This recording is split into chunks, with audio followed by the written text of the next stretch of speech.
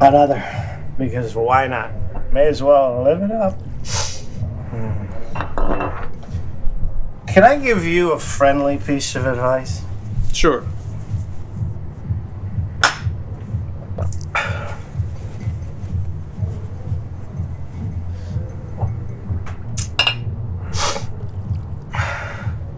Never borrow money. Especially if it's from a psychopathic loan shark whose friends are gonna murder you if you can't pay it back. YOLO, am I right? Oh, speak of the devil, and he grabs you by the shoulder and spins you around. You're out of time, John. Oh, obviously I know this. Oh, another one, Barky. Oh. Wow!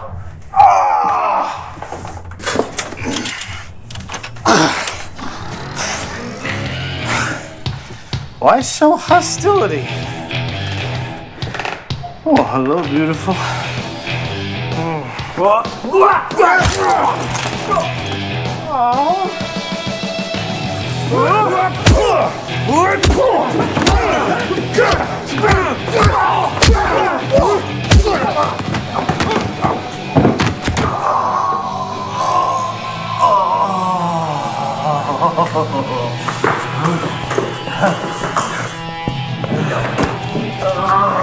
Come on.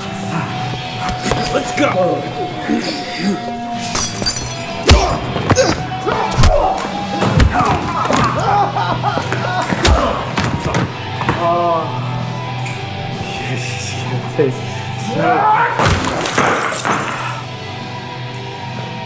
It didn't hurt. Oh, that's right, I'm drunk.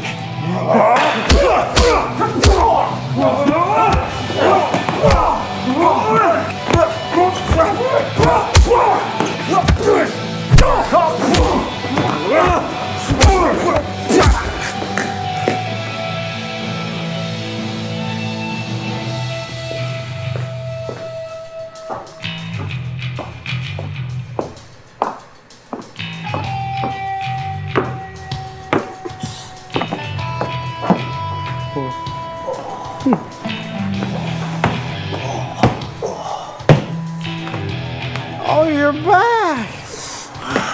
How's your head? Oh, come on.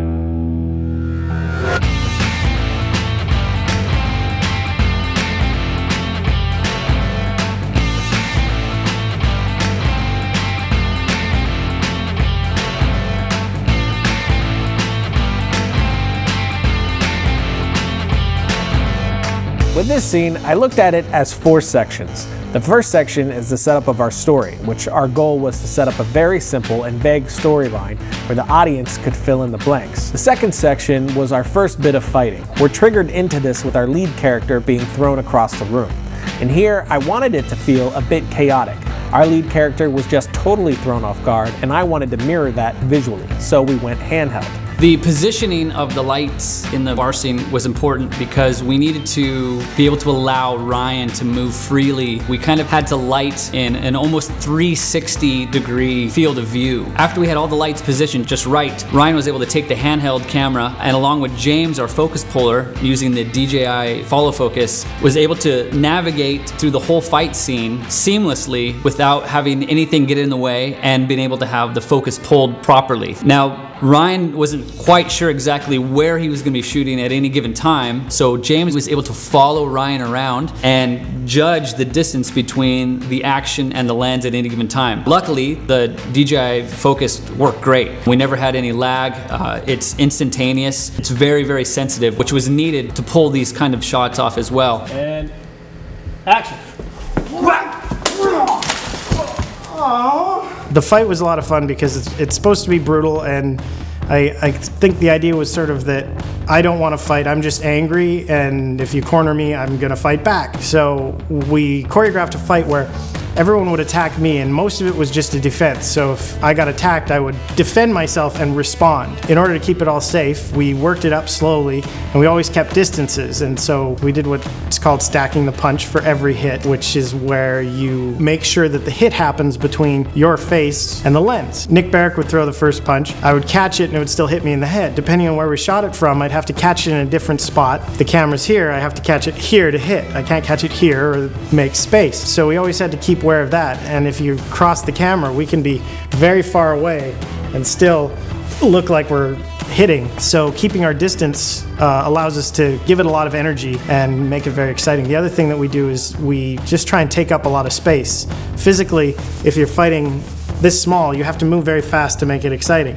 But if you're taking up a lot of space, it makes it really exciting very quickly, and by moving slower and taking up more space, everyone has a lot more control. Action!